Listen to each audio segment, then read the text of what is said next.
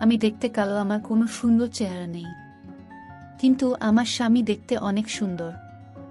আমার বড় মার কথায় আমি তাকে বিয়ে করেছিলাম, কিন্তু বাসর রাতে আমার স্বামী আমায় রেখে অন্য রুমে চলে গেল এবং ঘুমিয়ে পড়ল। সে জানিয়ে দিল আমাকে তার পছন্দ না। এক স্বামী রুমে এক মিলি কণ্ঠের আওয়াজ পেলাম। আমি সিদ্ধান্ত নিলাম, এই রুমে এত রাতে কে আসে? আমার স্বামী রুমে, তো আমার স্বামী একা থাকে, তাহলে রাত্রে কিসের শব্দ আসে সেই রুম থেকে? আমি এই রহস্য বের করার জন্য আমি প্রতিদিন রাতে সজাগ থাকি। একদিন রাতে রুমের ভিতর থেকে দরজা লক করতে ভুলে যায় সাগর। তারপর আমি দরজা দিয়ে রুমে ঢুকে যা দেখলাম তা দেখে মনে হলো আকাশ আমার মাথার উপর ভেঙে পড়ল। তো বন্ধুরা, গল্পটি শুরু করার আগে আপনি যদি আমার এই ছোট্ট চ্যানেলটি নতুন দর্শক হয়ে থাকেন তাহলে চ্যানেলটি সাবস্ক্রাইব করে আমাদের সাথে থাকবেন। আমি রিক্তা। আমি একদিন, আমার বাবা মা আমার জন্মের পর আমাকে রাস্তায় ফেলে দিয়ে চলে যায়। বড় বাবা আর বড় মা রাস্তা থেকে আমাকে কুড়িয়ে আনেন, তারাই আমাকে তাদের বাড়িতে এনে লালন পালন করে। আর এ বাড়ির বড় ছেলে সাগর, সে একজন ভার্সিটির প্রফেসর। তার গম্ভীর মুখে আমি খুব কম সময়ে হাসি দেখি। শান্ত মেজাজে কিভাবে মানুষকে কষ্ট দিতে হয় সে ব্যাপারে সে এক্সপার্ট। আমি এবার ইন্টার পরীক্ষা দিয়েছি। কাল আমার পরীক্ষা শেষ হয়েছে। আর বাড়িতে আসতেই বড়মা আমাকে তার রুমে ডাকে। আমি বড়মার রুমে যেতে আমাকে বড়মা একটা লাল টুকটুকে শাড়ি দিয়ে বলে, রিক্তা, এই শাড়িটা পরে আয় তো। মা, কেন বড়মা? এখন কেন শাড়ি পারবো? আমার অনেক গরম লাগছে। আমি এখন গোসল করব। তো গোসল করবে করো, আমি মানা করেছি কি? গোসল শেষে শাড়িটা পরে আয়। কেন বড়মা? রিক্তা, দিন দিন তুই আমার মুখের উপর কথা বলা শুরু করেছিস। তোকে শাড়ি পরতে বলেছি, শাড়ি পরবি, আর কোনো কথা শুনতে চাই না। গম্ভীর গলায় কথাগুলো বলেন রেহেনা বেগম রিক্তাকে। এদিকে রেহেনা বেগমের কথা শুনেই তার চোখে পানি টলমল করছে। সে মাথা নিচু করে আসতে আসতে রুম থেকে নিজের রুমে ফিরে যায়। এ বাড়িতে বড়মা আর বড় বাবা ছাড়া কেউ আমাকে পছন্দ করে না। ছোট মা তো দেখলে নাক ছিটকে মনে হয় আমি কোনো নোংরা আবর্জনা, তাই আমাকে সবসময় দূর দূর করে। আমার বাবা মাকে আমার দেখার অনেক ইচ্ছা। সবার বাবা মা আছে, আমার কেন নেই? আমার বাবা মা কি আমার কথা একবারও মনে হয় না? আমি তো জানি মায়েরা সন্তানের জন্য সব করতে পারে, তাহলে আমাকে কেন রাস্তায় ফেলে গেল? নিজের রুমে ঢুকে বিছানায় গা এলিয়ে দিলাম। আমার এই বেহালা চোখে মনে হয় সাগর আছে। এ তো পানি বলে তাও চোখের পানি ফুরোই না। গোসল করে শাড়িটা পরে ভেজা চুলগুলো ফ্যানের বাতাসে শুকিয়ে চুলগুলোকে খোপা করে বড়মার রুমের খাবার নিয়ে যাচ্ছিলাম। যাওয়ার সময় হঠাৎ তখন সাগর ভাইয়ের উপর খাবার পড়ে যায়। এদিকে বিরক্ত হয়ে আমার দিকে তাকিয়ে বলল, চোখ নাই নাকি তোর? দেখে চলতে পারিস না? বললেই চলে গেল সে। আমি দেখছি এই মানুষটা আমাকে দু চোখে সহ্য করতে পারে না, আর আমি তাকে দু চোখ ভরে দেখি। আর বড়মা চাচ্ছেন আমি তাকে বিয়ে করি। বড়মা রুমে যেতে বড়মা আর বড় বাবা আমাকে তাদের পাশে বসতে বলে, রিক্তা মা, আমাদের উপর তোর কি ভরসা আছে? রিক্তা অবাক হয়ে তাকিয়ে আছে। এই দুই মানুষের জন্যই তো আজ এই পৃথিবীতে বেঁচে আছে। সে বলে, বড়মা বড় বাবা, তোমরা না থাকলে কি আর আমি এই পৃথিবীতে থাকতাম? তোমরা আছো বলেই আমি আছি। আর তোমাদের ভরসা করব না তো কাকে ভরসা করব? আমি জানি তোমরা আমার জন্য যে সিদ্ধান্ত নেবেন সেটা আমার ভালোর জন্য নেবেন। আমার আস্থা আছে তোমাদের উপর। রিতার কথা শুনে সাগরের মা বাবা মুখে একটা প্রাপ্তির হাসি ফুটে ওঠে। তারা রিক্তাকে বলে, রিক্তা মা, তোর কি কোনো পছন্দের মানুষ আছে?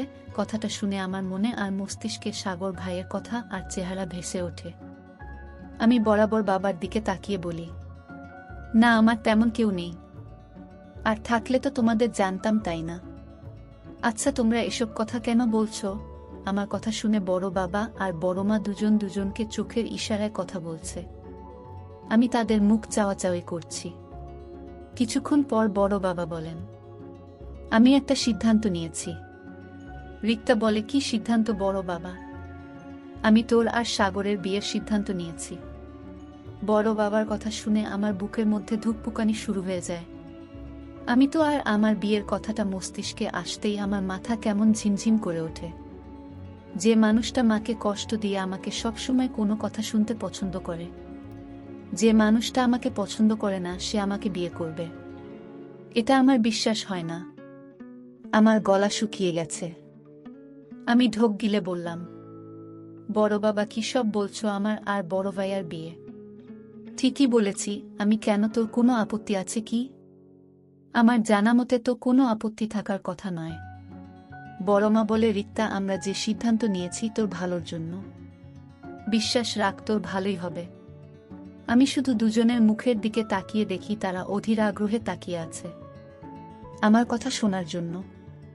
আমি তাদের দিকে তাকিয়ে মুচকি হেসে বললাম, তোমরা যা করবে তাই হবে, আমার কোনো আপত্তি নেই। এরপরেই রাত 10টার পর আমার আর সাগরের বিয়ে হয়। রান্না করতে গিয়ে কালকের কথাগুলো ভাবছিলাম। হঠাৎ আমার গালে একটা জল পড়ায় আমি চমকে উঠি। সামনে তাকিয়ে দেখি আমি চমকে উঠে সামনে তাকিয়ে দেখি সাগর ভাই দাঁড়িয়ে আছে আমার দিকে রাগী দৃষ্টিতে। তার এভাবে তাকানো দেখে আমার ভিতর ভয় ঢুকে যায়। এখন আবার কি বলবে আমাকে আমার এসব ভাবনার মাঝে?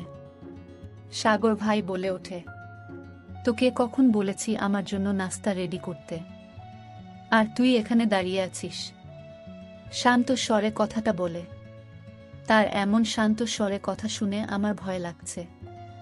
আমি বললাম, আমি এখনই আপনার নাস্তা রেডি করছি। আসলে কফি করার জন্য গরম পানি করছিলাম, তার জন্য আমার দেরি, আপনি বসেন, আমি রাস্তা দিচ্ছি টেবিলে। কথাটা শুনেই সাগর রান্নাঘর থেকে টেবিলে গিয়ে বসে। তাড়াতাড়ি করে সাগর ভাইকে নাস্তা দিয়ে আমি চলে আসব, তখন সে পিছন থেকে বলে, আমাকে কি তোর ভিখারি মনে হয়? মানুষ কুকুর বিড়ালকেও খেতে দিয়ে পাশে দাঁড়িয়ে থাকে, সেখানে আমি একটা জলজ্যান্ত মানুষ। আমাকে কি তোর চোখে পড়ে না? সাগর ভাইয়ের কথা শুনে আমি ভয়ে ভয়ে বললাম, আমি দুঃখিত, আমাকে মাফ করে দেন।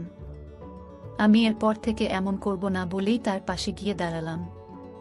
সে একমনে খেয়ে চলেছে, আমি যে তার পাশে দাঁড়িয়েছি। একবার তো জিজ্ঞাসা করতে পারে আমি খেয়েছি কিনা। মনে মনে কথাগুলো ভাবছিলাম, কখন যে তার খাওয়া হয়ে গেছে টের পাইনি। বড়মার ডাকে আমার ঘোর কাটে। কিরে রিক্তা, ওখানে দাঁড়িয়ে আছিস কেন? আর নাস্তা করবি কখন? অনেক বেলা হয়ে গেছে, তাড়াতাড়ি নাস্তা করে নে। বড়মার দিকে তাকিয়ে মুচকি হেসে বললাম, করে নিচ্ছি। তোমরা নাস্তা করছো? আমাদের সবার নাস্তা করার শেষ, তুই শুধু বাকি, তাড়াতাড়ি খেয়ে নে। দুপুর 1টা বাজে। দুপুরের খাবার সব রান্না করে টেবিলে রেখে দিয়েছি, যার যেটা প্রয়োজন সে নিয়ে খাবে। আমার শরীর আর চলছে না। কাল রাতে থেকে আমার পুরো শরীর ব্যথা করছে। কোনোরকম ভাবে বিছানায় শুয়ে পড়লাম। মনে হচ্ছে জ্বর আসছে, কেমন যেন ঠান্ডা লাগছে। দুপুরে খাবার টেবিলে সবাই একে একে বসে পড়ছে খাবার খাওয়ার জন্য, কিন্তু রিক্তাকে দেখতে না পেয়ে রেহেনা বেগম বলে, কি হলো, রিক্তা আসেনি এখনো খেতে? রেহেনা বেগমের কথা শুনে যামিনী বেগম মুখ বাঁকিয়ে বলে, ও আসেনি তো কি হয়েছে, ওর জন্য কি আমরা না খেয়ে থাকবো নাকি? আমি কখন বললাম রিক্তা না এলে আমরা খেতে পারবো না? বলনি, তাহলে অপেক্ষা করছো কেন? বলেই তিনি খাওয়া শুরু করেন। সবাই খাওয়া শুরু করে রেহেনা বেগম এর মনটা কেমন করে তার জন্য। তিনি খাওয়া শেষ করে তার খাবার প্লেটে সাজিয়ে নিয়ে তার রুমে এসে দেখে রিক্তা বিছানায় ফ্যান অফ করে কম্বল গায়ে জড়িয়ে শুয়ে আছে। রিক্তাকে এভাবে শুয়ে থাকতে দেখে তার কপালে ভাঁজ পড়ে। সে খাওয়া টেবিলে রেখে রিক্তার পাশে বসে মাথায় হাত দিতেই চমকে উঠে ওর পুরো শরীর জ্বলে পুড়ে যাচ্ছে। তিনি তাড়াতাড়ি করে বাটিতে করে পানি আর একটা রুমাল ভিজিয়ে কপালে রাখে। তারপর তাড়াতাড়ি করে নিজের রুমে গিয়ে জ্বরের ওষুধ এনে খাওয়ায়। ওষুধ খাওয়ানোর ফলে আস্তে আস্তে তার জ্বর কমতে শুরু করে। রাত 8টা বাজে। রিক্তা বিছানায় শুয়ে মাথা ব্যথায় ভুগছে। মাথা প্রচণ্ড ব্যথা করছে। তার এ সময় মায়ের কথা মনে পড়ছে। তার মা থাকলে তাকে এ সময় একা রেখে কোথাও যেত না। তার মাথায় হাত বুলিয়ে দিত। তার কি খেতে ইচ্ছে করছে সেটা বানিয়ে খাওয়াতো। তাকে মাথায় হাত বুলিয়ে ঘুম পাড়িয়ে দিত। এসব কথা ভাবার সময় বুক থেকে দীর্ঘশ্বাস বের হয়। এসব ভাবনা যে কখনো পূরণ হবে না। তার যে মা নেই, বাবা নেই, সে যেদিন কথাগুলো মনে হতেই সে দুঃখে কেঁদে ওঠে। কেন আর 5টা স্বাভাবিক মানুষের মতো তার জীবন হলো না? এই পৃথিবীতে এতিমদের টিকে থাকা খুব কঠিন। রাতে খাওয়ার টেবিলে বসে আছে, সবার সাথে তো আছে। সে মাথায় ঘোমটা দিয়ে বসে আছে। সবাই খাওয়া শুরু করে দিয়েছে। এদিকে রিক্তা ভাত না খেয়ে পানি খেয়ে উঠে পড়ে। তা দেখে রেহেনা বেগম বলে, কি হয়েছে? খাওয়া শেষ না করে উঠলে কেন? আমার খেতে ইচ্ছে করছে না। রিক্তার কথা শুনে রেহেনা বেগম বলে, কি খাবি বলো, আমি বানিয়ে দিচ্ছি। রিক্তা সবার দিকে তাকিয়ে বলে, আমি কিছু খাবো না, কিছু বানাতে হবে না, তুমি খাও, আমি ঘুমাবো। কথাটা বলেই ওখান থেকে রুমে যেতে পিছন থেকে ছোট মা বলে, দম দেখে জান বাঁচে না, সারাদিন ঘুমিয়ে নাকি তার ঘুম ফুরায় না যত সব। আমি কথা শুনে রিক্তা পিছনে আর না তাকিয়ে নিজের রুমে চলে গেল। রাত 1টা বাজে। রিক্তার জ্বর কিছুটা ছুটেছে, তাই বই নিয়ে পড়তে বসেছে। কোথাও কোচিং করতে পারছে না, নিজে যা পড়বে তাই। রিক্তার পিছনে কি এত টাকা খরচ করবে, তাই মন দিয়ে পড়ছে সে। পড়তে পড়তে রাত 2টা বেজে গেছে। তখন সে বুঝতে পারেনি। পড়ার টেবিল থেকে উঠে আয়নার সামনে দাঁড়িয়ে নিজেকে পরখ করে সে তো সুন্দর না দেখতে, উজ্জ্বল শ্যামলা, তা মুখটা ছোট ছোট, মুখের ব্রণের দাগ। তার মতো মেয়েকে কি করে এমন সুদর্শন পুরুষ পছন্দ করবে? অভিমান হলেও তুমি আমাকে। তারপর বড়মার কথায় এক পর্যায়ে আমার সাথে সাগর ভাইয়ের বিয়ে দিয়ে দিল। বিয়ের প্রথম বাসর রাতে সাগর ভাই আমাকে বলে, তুই আমাকে ভুলিয়ে ভালিয়ে কৌশল ব্যবহার করে আমাকে বিয়ে করলে কেন? না, আমি তোর ভাই না, আমি তোর স্বামী। আমি আপনাকে বিয়ে করতে চাইনি। আপনার মা আমাকে পছন্দ করে বিয়ে দিয়েছে আপনার সাথে। তুই কি করে ভাবলি তোর মতো একটি মেয়েকে আমি বিয়ে করব? আমি বাবার দিকে তাকিয়ে শুধু তোকে বিয়ে করেছি। আর তুই কি না এই বাড়িতে রাজরানী হয়ে থাকতে চাস? কখনো সম্ভব না। তোর এই আশা কোনোদিন পূরণ হবে না। আমি বললাম, দেখুন, আপনারা আমাকে পছন্দ করে আপনার সাথে বিয়ে দিয়েছে, এখানে আমার কি দোষ? তো দোষ মানে তুই রাজি হলে কেন? এত রাজি হওয়াটাই তো অপরাধ মতো। কালো মেয়েকে আমার বউ করে নেব কি করে ভাবলি? এই কথা বলে সাগর ভাই তার স্টোর রুমে ঘুমাতে গেল। আমি কাঁদতে লাগলাম আর বলতে লাগলাম, হয় আল্লাহ, আমার কপালে কি এই পরিণতি ছিল? কাঁদতে কাঁদতে শুয়ে পড়লাম। হঠাৎ সাগর যে রুমে ঘুম আসে, রুম থেকে কিসের যেন আওয়াজ আসছে, মনে হচ্ছে কোনো মেয়ের শব্দ। আমি অবাক, এই রুমে তো আমি তো একা, তাহলে মেয়েদের মতো শব্দ হচ্ছে কেন? আমি ধীরে ধীরে রুমের দরজার কাছে গেলাম এবং দরজায় টোকা দিতে সাহস পেলাম না। কিন্তু আমার একটাই রহস্য খুঁজে বের করতে হবে। স্টোর রুমে কিসের আওয়াজ, এটা আমার জানতে হবে। কিন্তু আমি প্রতিদিন নামাজ পড়ে আল্লাহর কাছে দোয়া করি, আমার স্বামীকে আমার কাছে ফিরিয়ে দাও। আমাকে কালো করে তুমি তো বানিয়েছ, তাহলে তুমি আমার স্বামীকে আমার কাছে ফিরিয়ে দাও। আমি যখন রাতে ঘুমাতে গেলাম, হঠাৎ আবার সেই রুম থেকে আওয়াজ আসছে। সেই দিন সাগর দরজা ভিতর থেকে নক করতে মনে ছিল না, আর তাই আমি দরজায় গিয়ে রুমে গিয়ে দেখি আমার বান্ধবীর সাথে বসে গল্প করছে, হাসাহাসি করছে। আমার বান্ধবী বলতে লাগলো, আমি তোমাকে অনেক ভালোবাসি সাগর, তুমি তোমার কালো ভুতুনি বউকে এ বাড়ি থেকে তাড়িয়ে দাও। সাগর বলেছিল তাকে প্রতিদিন মারধর করি, তারপর ও বাড়ি থেকে যায় না। আমি যে দাঁড়িয়ে তাদের কথাগুলো শুনছি, সেদিকে তাদের কোনো খেয়াল নেই। আমাকে দেখার আগেই আমি চলে আসলাম।